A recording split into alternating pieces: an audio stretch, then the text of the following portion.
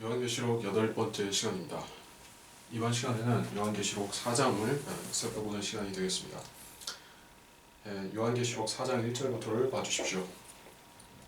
우리가 이 사건은 예언적으로 휴거를 가리키고 있기 때문에 4장 1절을 우리가 먼저 자세히 다룰 것입니다.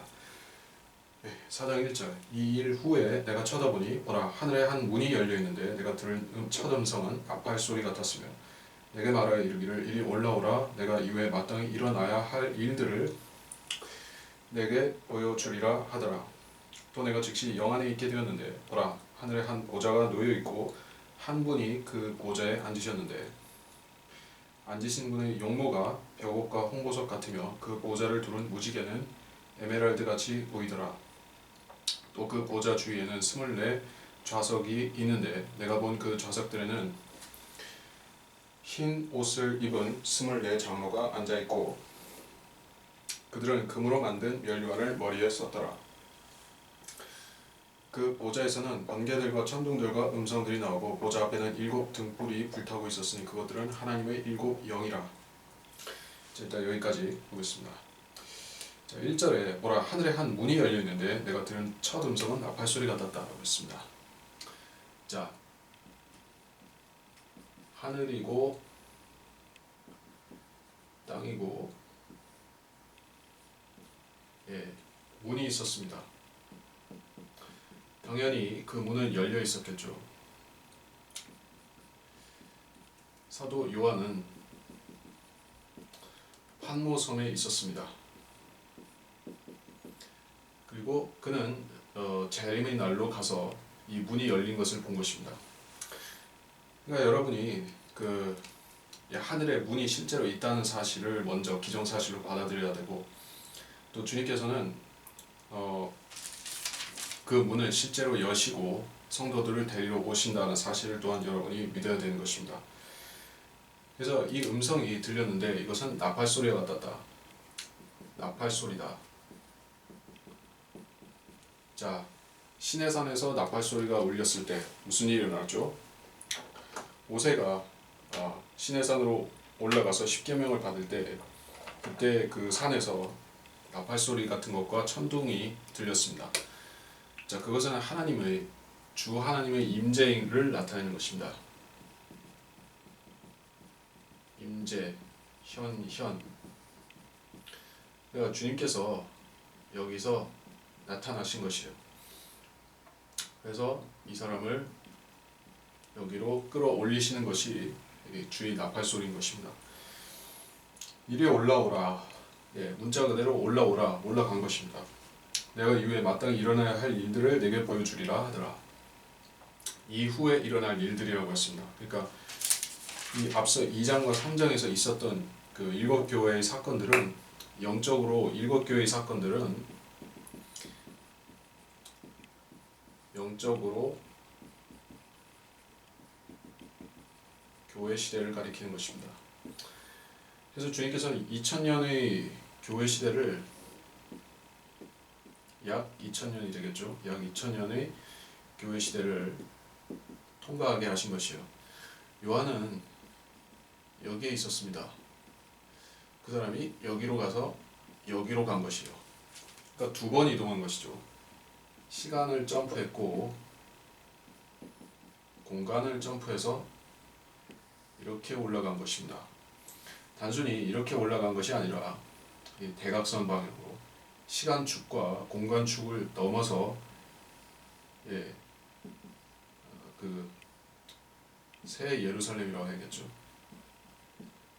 결국에 요한이 새 예루살렘을 본 것이 아닙니까? 그렇기 때문에 그가 갔던 곳이 바로 이 셋째 하늘이라는 사실이고, 단순히 올라간 것이 아니라 시간을 초월해서 2000년을 뛰어넘어서 여기 7개의 교회 시대를 뛰어넘어서 한꺼번에 뛰어넘어서 일로 간 것입니다. 갔더니 그가 본 것이 바로 대환란이었다.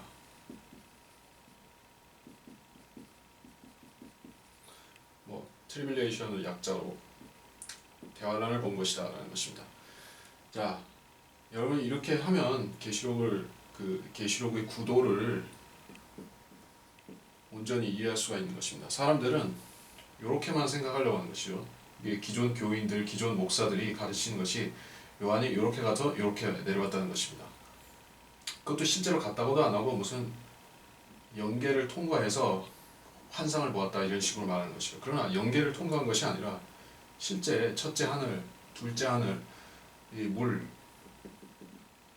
기품이 있죠. 이걸 다 투과해서 올라간 것이에요. 그냥 올라가는 것이 아닙니다. 이 문을 위해서 그 주님께서 열어주셔야만 사람이 올라갈 수가 있습니다. 그래서 요한은 실제 올라간 것이에요. 그래서 이후에 마땅히 일어날 일들은 무엇일까요? 7년 환란 동안에 일어날 사건들을 그는 보았습니다. 거기서 끝이 아닙니다. 그는 밀레니엄, 천년왕국 동안 일어난 일을 보았습니다. 그리고 에버레스팅,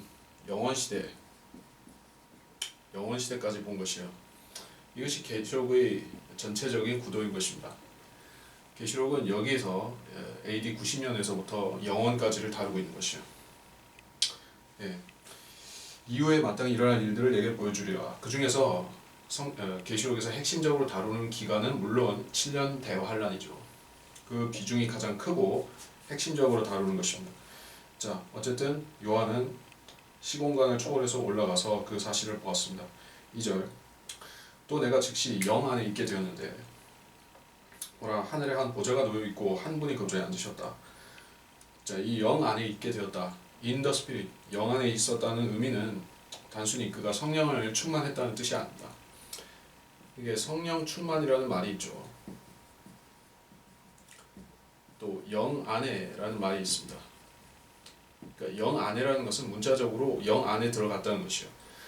그러니까 그 요한이 육체 그대로 셋째 하늘로 갈 수가 없죠. 마치 요한은 우리의 휴거와는 조금 다르게 엘리야 혹은 모세는 죽어서 갔으니까는 경우가 조금 다르다 할지 모르지만 엘리야와 유사하게 올라간 것이요. 엘리야는 어떻게 갔죠? 자기의 타고난 몸을 가지고 올라갔습니다. 그 좀 미스테리가 아닙니까? 왜냐하면 셋째 하늘에는 죄와 무죄 세상인데 어떻게 죄가 있는 엘리야가 무죄 세상에 그냥 올라갈 수가 있습니까? 혹은 모세도 마찬가지인 것이요. 죄 있는 그 사람들이 셋째 하늘로 간 것이요. 그렇게 가려면은 결국엔 영 안에서 가야 된다. 그런 특별한 의미를 가졌다는 그렇게 보는 것입니다. 정확하게 어떤 상태인지는 우리가 알 수 없어요. 근데 성경이 표현하기를 그는 영 안에 갔다는 것입니다. 자, 그렇게 되면 우리가 계시록 1장에서 요한이 두려워했던 것을 이해할 수 있는 것입니다. 주님을 배웠을 때 요한은 심히 두려워 떨었습니다. 1장 17절에 내가 그를 보자 죽은 것처럼 그의 발 앞에 엎드러지니 그가 내게 오른손을 얹고 나에게 말씀하시니라 두려워 말라 나는 처음과 마지막이요. 자, 죽은 것처럼 엎드러졌습니다. 마치 구약 선지자 이사야가 주를 직접 배웠을 때 두려워 엎드러졌던 것 같이 똑같이 된 것입니다. 또 다니엘이 주의 천사를 보았을 때도 그러했고 하나님을 직접 구약에서 대면한 사람들은 다 죽은 사람 같이 되는 경험을 했습니다. 그리스도인은 다르죠. 그리스도인은 우리가 영광된 새 몸을 갖고 진짜로 올라가게 된다면 우리가 여기서 이렇게 올라간다면은 우리는 새 몸을 갖고 올라가서 계시록 1장 17절과 같은 경험을 하지는 않는 것입니다. 그러나 요한은 우리처럼 그렇게 간 것이 아니라 계시록을 특별히 계시받기 위해서 이렇게 대각선으로 이동을 한 것이요. 자기 몸을 가지고 아마 갔다고 보는 것입니다. 그러니까 그의 몸이 이 파모섬에 누워있고 영만 붕 떠서 올라간 것은 아니란 얘기죠. 그것보다는 더 특별한 체험이기 때문에 영 안에서라고 표현하신 것이에요. 자, 어쨌든 하늘에 한 보좌가 놓여있고 한 분이 그 보좌에 앉으셨는데 자, 이분은 성부 하나님을 말하죠. 이 한 분은 성부 하나님을 말합니다. 사실은 예수님께서도 함께 보좌에 앉아 계시는 것이에요. 하늘에 한 보좌가 있고 한 분이 앉아 계시는데 그럼 예수님이 원래 여기에 앉아 계셔야 되죠. 예수님이 여기 계셔야 되는데 그게 아니라 우리 인간들이 생각할 때는 우편에 앉으셨다는 것이 오른편에 앉으셨다는 것이 이렇게 생각되지만 사실은 함께 계시는 것이요. 사람들이 구별할 수가 없습니다. 성부 하나님과 성자 하나님은 같은 인격은 동일체는 아니시지만 모든 것이 흡사한 것이요. 주님은 단지 몸을 가지시고 나타나신 또 인자로 이 땅에 33살 반까지 사신 것이요. 그런 차이가 있습니다. 주님께서는 성부 하나님께서는 영이시고 사람이 되신 적이 없습니다. 그리고 그분은 보이지 않고 불면하는 하나님, 보이지 않고 이 특성이 있는 것이요. 않는다. 그래서 자외선, 적외선, 가시광선 얘기를 하는데 그게 바로 태양이 3분의 1이 가시광선이죠. 가시광선. 그리고 적외선이 있는 것이요. 적외선은 그 감지가 되지 않는 그런 성령과 같은 것이고, 자외선은 열선인 것입니다. 자외선이 성령이죠. 적외선이 보이지도 않고 느낄 수도 없는 적외선이 성부와 같습니다. 어쨌든 성부 하나님을 직접 본 것이에요. 우리가 셋째 하늘에 가게 되면 가장 먼저 크고 흰 하나님의 보좌를 보게 될 것입니다. 그 보좌는 계시록 20장에서 모든 죄인들까지도 결국 보게 될 그것이지만은 우리는 천년보다 훨씬 앞서서 그것을 보게 될 것입니다. 20장 계시록 20장 11절 또 내가 큰 백보좌와 그 위에 앉으신 분을 보니 그의 면전에서 땅과 하늘이 사라졌고 그들의 설 자리도 보이지 않더라. 우리가 목격하게 될 보좌가 바로 여기에 있는 셋째 하늘에 있는 성부 하나님의 보좌다라는 것입니다. 자, 3절 앉으신 분의 용모가 벽옥과 홍보석 같으며 그 보좌를 두른 무지개는 에메랄드 같이 보이더라. 그러니까 이렇게 무엇 같이라고 묘사를 하는 것은 이게 꼭 벽옥이나 홍보석이라는 것이 아니라 무엇 같이 성경에서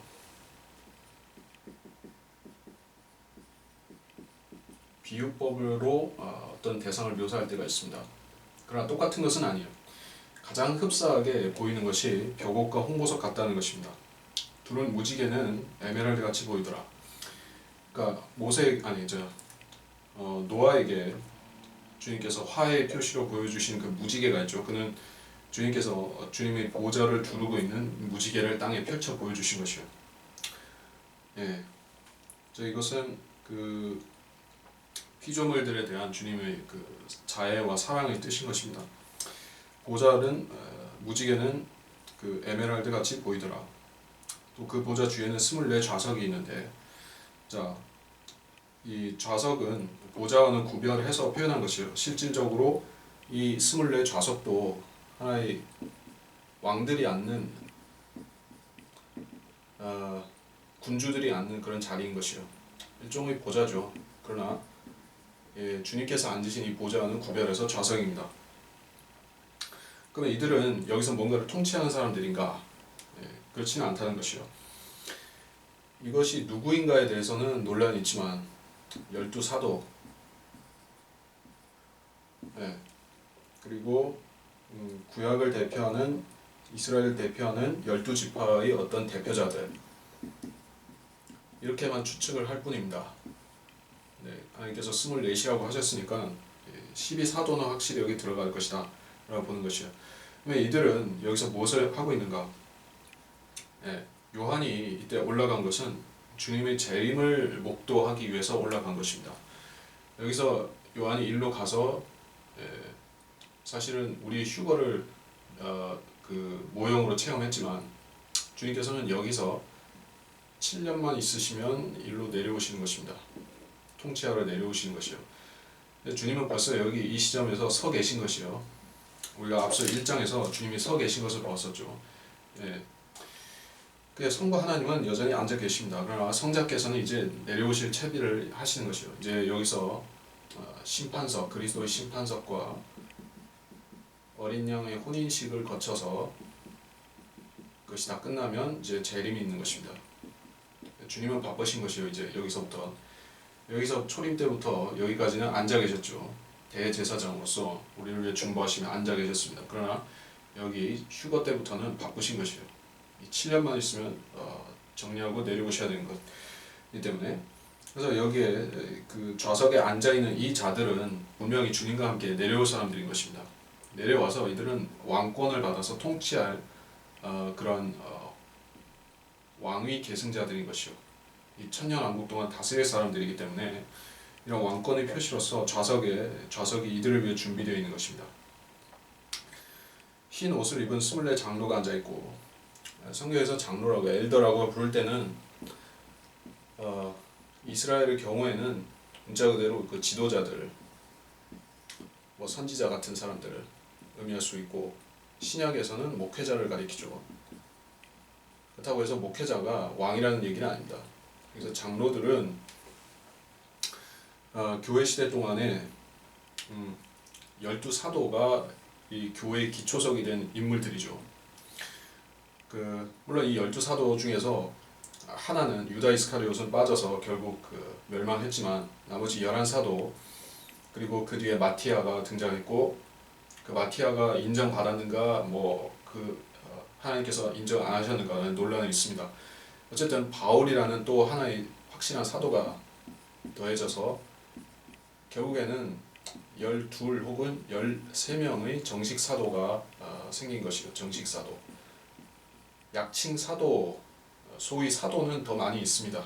성경에서 언급하는 사도들은 더 있지만은 주님께서 통칭 12사도라고 부르시는 그 사람들은 12명으로 봐야 되는 것이요. 마티아는 아니라고 본다면 12명인 것입니다. 어쨌든 이 사람들이 앉아있는 것은 주님의 재림을 위해서 준비하고 있는 것입니다. 그들은 금으로 만든 면류관을 머리에 썼더라. 면류관은 왕이 쓰는 것이죠. 혹은 대제사장이 쓰거나 왕이 쓰는 것입니다. 그래서 이 사람들은 재림을 대비하고 있는 사람들인 것이요. 5절, 그 보좌에서는 번개들과 천둥들과 음성들이 나오고 보좌 앞에는 7 등불이 불타고 있었으니 그것들은 하나님의 7 영이라. 번개들과 천둥들과 음성들이 나온다는 것은 우리가 휴거나 재림과 관련이 있는 현상인 것입니다.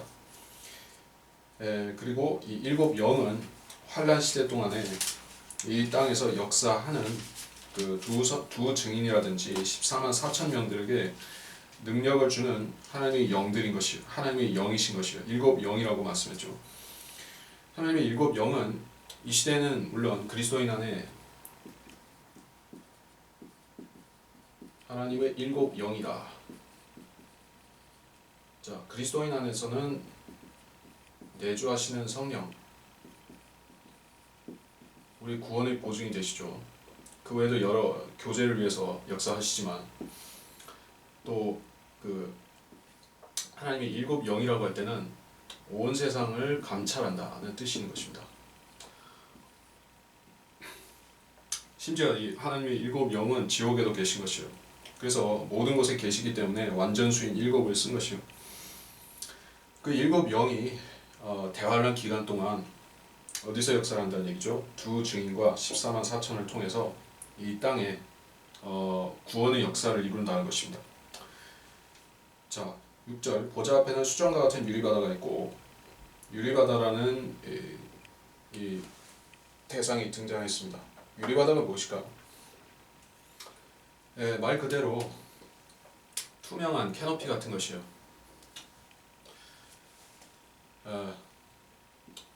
그러니까 스케이트장의 얼음과 같이 생긴 것입니다. 아주 두꺼운, 어쩌면 몇십 킬로짜리 얼음이 될지도 모르고 우리는 상상할 수가 없습니다. 얼음의 두께가 얼마나 두꺼울지 우리는 알 수가 없어요. 몇 킬로? 1킬로, 2킬로 넘을지도 모르죠. 그런 두꺼운 얼음이 얼어 있습니다. 그 밑에는 무엇이 있죠? 이 사탄이, 머리 7개 달린 사탄이 있는 것이요. 또 마귀들이 있는 것입니다. 마귀들.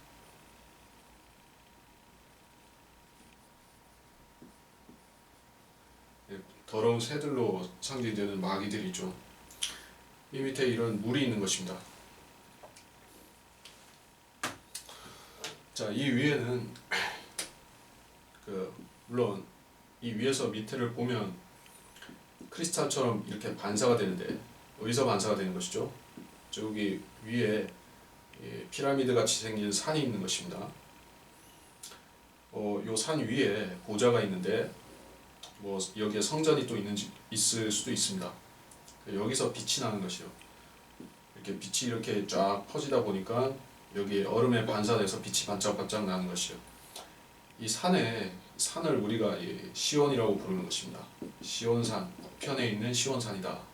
시편에 나오죠. 북편에 있는 시온산. 자, 이 밑에는 더 밑에 내려가면 이게 우주가 있죠. 그리고 우리 여기 지구가 있습니다. 예. 그러니까 우리가 여기서 여기로 가기 위해서는 불과 이 유리바다를 통과해야만 되는 것입니다. 예.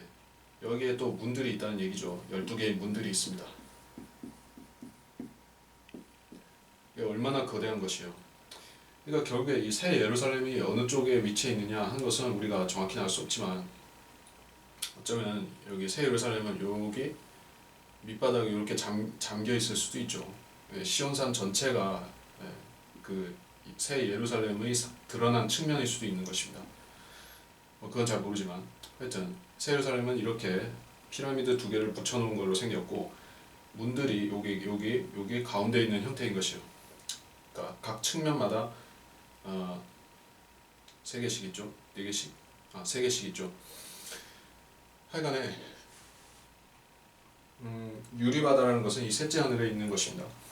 우리가 있는 데서는 볼 수가 없습니다. 보좌 가운데와 보좌 주위에는 앞뒤로 눈이 가득한 4 짐승이 있더라. 첫째 짐승은 사자 같고, 둘째 짐승은 송아지 같으며, 셋째 짐승은 사람과 같은 얼굴을 가졌고, 넷째 짐승은 날아다니는 독수리 같더라. 자, 수정과 같은 유리바다가 있다고 했습니다. 여기 보좌가 있어요. 시온산이 있고, 이 보좌 앞에는, 그러니까 앞이면서 밑이죠.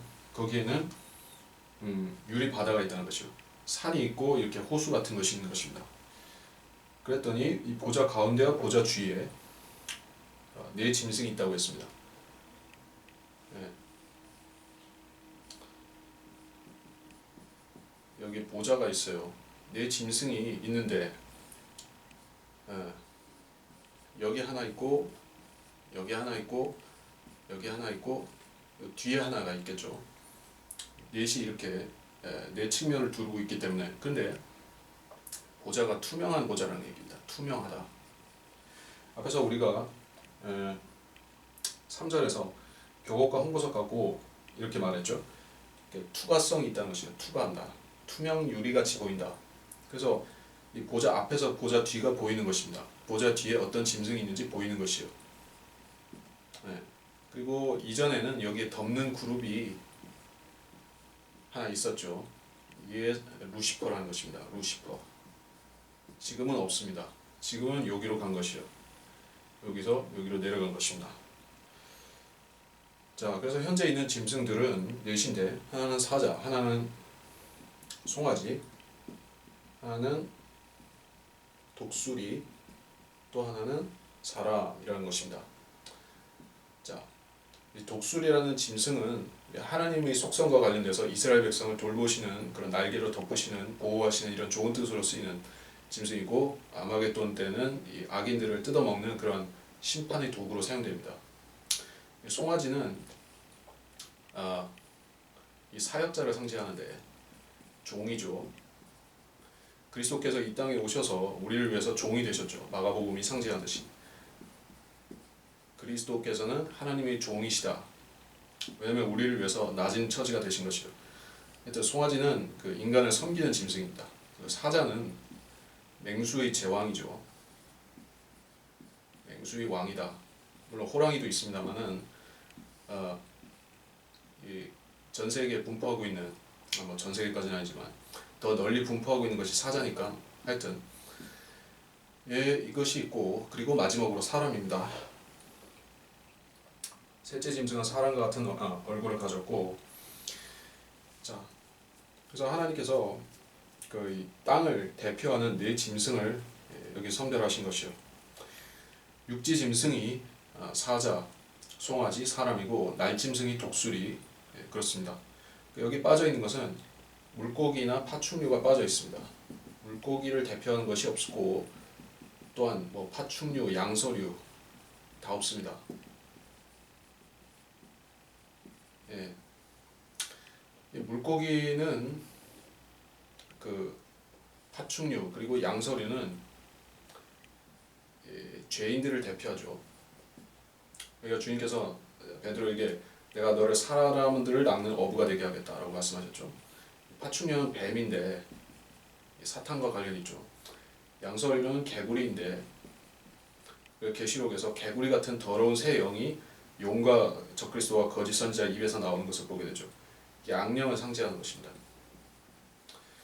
이런 짐승들은 여기 없습니다.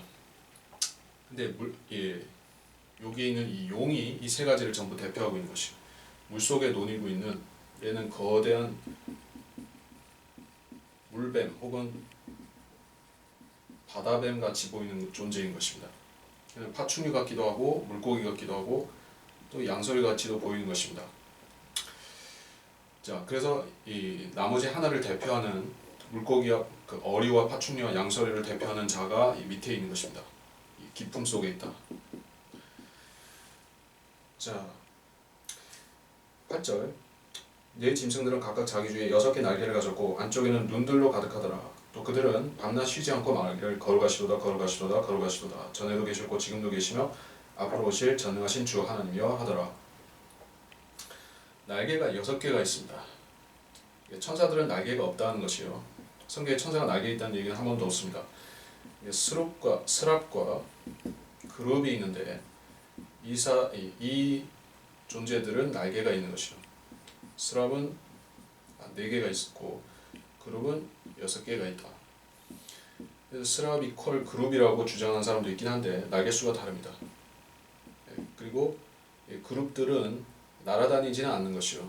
그러니까 보좌 주변에 딱 이렇게 앉아 있습니다. 근데 스랍들은 우리가 이사야서에서 보게 되면 그 스랍들은 날아다니죠. 약간의 차이가 있고 천사들은 날개가 없다는 얘기예요. 날개가 있는 이유는 이들이 그 주님의 보좌를 동반해서 그 보좌를 옹이하는 존재들이기 때문에 이 감싸는 그 용도로서 날개가 필요한 것입니다. 그러니까 실제로 비행하기 위한 날개가 아니라는 얘기죠. 새들이 날아다니듯이 비행하기 위한 날개의 용도가 아니라 이것은 에스겔서에 보게 되면 보좌를 사면에서 두르고 있는 날개인 것입니다. 자, 그래서 이것은 그룹들의 하나의 독자적인 특징이다라는 것을 알아야 되겠고, 또 이들은 밤낮 하나님을 찬양하는 그 찬양대의 임무를 하고 있습니다. 그룹들은 찬양대이기도 합니다. 찬양 인도자.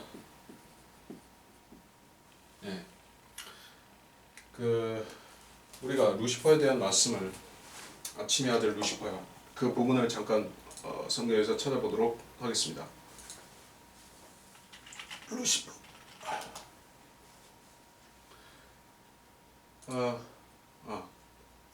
이거 19장.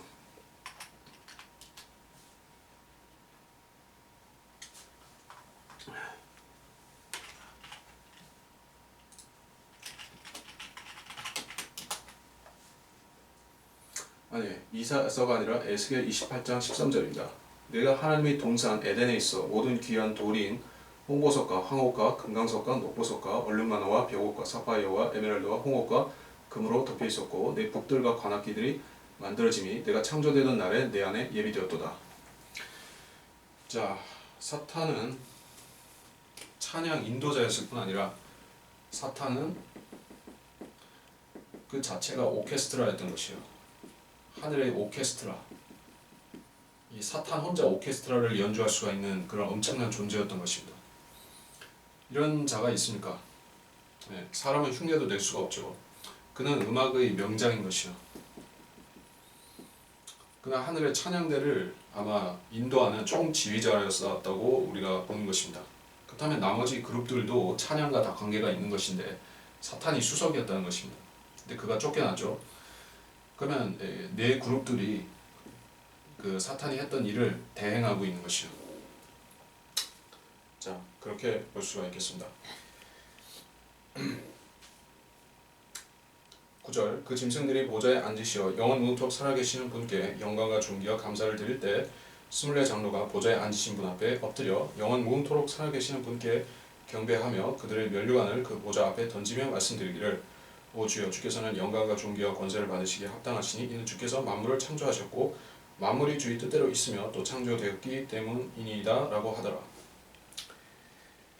보좌에 앉으시어 영원 무음토록 살아계신 분은 물론 성부 하나님을 말씀하지만 성자께서도 삼위일체로서 동등한 영광을 받으시는 것입니다. 자, 그래서 24 장로는 보좌에 앉으신 분 앞에, 즉 성부 하나님과 성자 예수 그리스도 앞에 엎드려서 그분께 경배하고 그들의 면류관을 보좌 앞에 던진다라고 했습니다. 면류관을 보좌 앞에 던진다는 것은 그들이 받은 통치권을 버린다는 뜻이 아닙니다. 우리가 그 왕의 서임식이라는 얘기죠. 네, 중세 그 유럽에서는 기사들이나 왕들, 기사 혹은 귀족, 왕을 그 책봉하고 서임할 때 너희 목숨까지 나에게 바치도록 충성한다는 의미에서 그 왕이나 귀족이 그 기사에게 어깨에다 칼을 이렇게 내리는 의식이 있는 것입니다.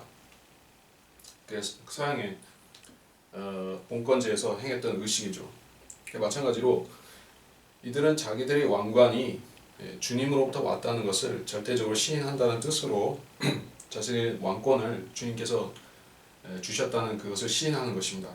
우리의 통치권은 우리가 스스로 우리의 능력으로 받는 것이 아니다는 것이요. 오늘날 우리 시대의 사람들의 특징은 스스로 돕는 자는 하늘은 스스로 돕는 자를 돕는다.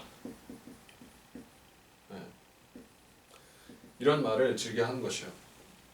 그것은 잘 되면 내 탓, 잘 못 되면 그 하늘에 계신 그분 탓 이렇게 말하려는 것이 오늘날 사람들이 신봉인 것입니다. 근데 우리 크리스천들은 다른 것이죠. 우리의 허물은 주님께서 다 가져가셨고 우리의 통치권은 결국 하나님께서 주신다는 것입니다. 통치자를 세우시는 분은 하나님이시다. 왕, 수상, 대통령, 총리, 황제 다 말할 거 없이 통치자는 누가? 하나님이 세우시죠. 이게 하나님께서 세우시면 단지 그 사람들은 하나님께서 시키신 기간 동안에 하나님께서 시키신 사역을 자기도 모르게 하다가 가는 것입니다. 근데 더 영광된 통치자가 있죠. 그것은 바로 천년왕국 동안에 통치할 그 우리 성도들인 것입니다. 왕 같은 제사장.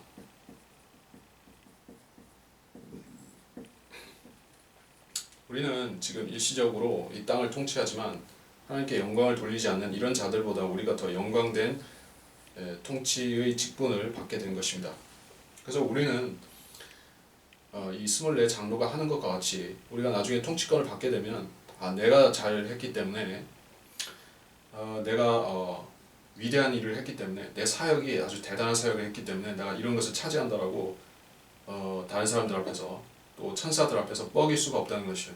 그렇게 하려고 하는 사람이 있다면 하나님께서는 그 사람 통치권을 안 주시는 것입니다. 그래서 이 시대의 성도들의 물론 구원의 조건은 예수님을 믿음으로 받지만 그 통치권을 받기 위해서 가장 필요한 것은 이런 24 장로가 보여주는 겸양의 자세인 것입니다. 겸양이다. 때로 이것은 자기 비하나 그런 그 은밀한 자부심을 감추기 위한 그런 거짓 겸손으로 표현될 수도 있습니다. 그러나 지금 정말로 크리스천들에게 많이 부족한 것은 나는 아무것도 아니고 라는 그런 겸양의 자세인 것이에요. 그러나 하나님께서는 자신을 겸손하게 낮추는 그러한 성도를 들어서 천년왕국 때 그들을 왕같은 제사장 또는 왕들과 제사장들로 세우셔서 이 땅을 통치하기를 원하신다는 것입니다.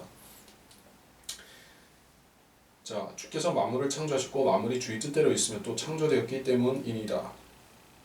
어떤 주를 말하는 것이죠? 주 예수 그리스도를 말하는 것입니다. 주 예수 그리스도께서 만물의 창조주시다. 여호와 증인들은 이 사실을 믿지 않죠. 주, 성부 하나님, 예수, 인자이신 예수, 그리스도, 기름 부음 이퀄 성령이죠. 자, 주 예수 그리스도 안에 삼위일체가 다 있습니다. 그러니까 예수라고만 하면 2000년 전에 유대 땅에 오셨던 그 예수라는 의미는 될지 몰라도 이 주나 그리스도가 합쳐지지 않으면은 예수만 가지고서는 어떤 예수냐 이런 의문이 제기가 되겠죠. 그래서 우리는 주 예수 그리스도라고 부르는 것이요. 이걸 빼고 그냥 예수 그리스도라고 하면 역시 좀 예수님이 하나님인가 인정하는가 안 하는가 하는 그런 의미 차이가 있는 것입니다. 그래서 이 주를 꼭 붙여야 되고 그리스도까지 안 간다 할지라도 주 예수까지는 해야 되는 것이요. 주 예수 그리스도. 그냥 그리스도라든지 그냥 예수라든지 그냥 주 그리스도라든지 이렇게 하면 안 되는 것이요. 예, 그냥 그리스도라고 하면 어떤 그리스도? 적 그리스도? 적 그리스도도 그리스도인 것입니다. 그냥 그리스도라고만 해서는 안 되는 것이요. 근데 저기 그 교파 중에 기독교의 교파 중에 그리스도의 교회가 있죠. 그 뭘 모르는 사람들이 이런 명칭을 쓰는 것이요.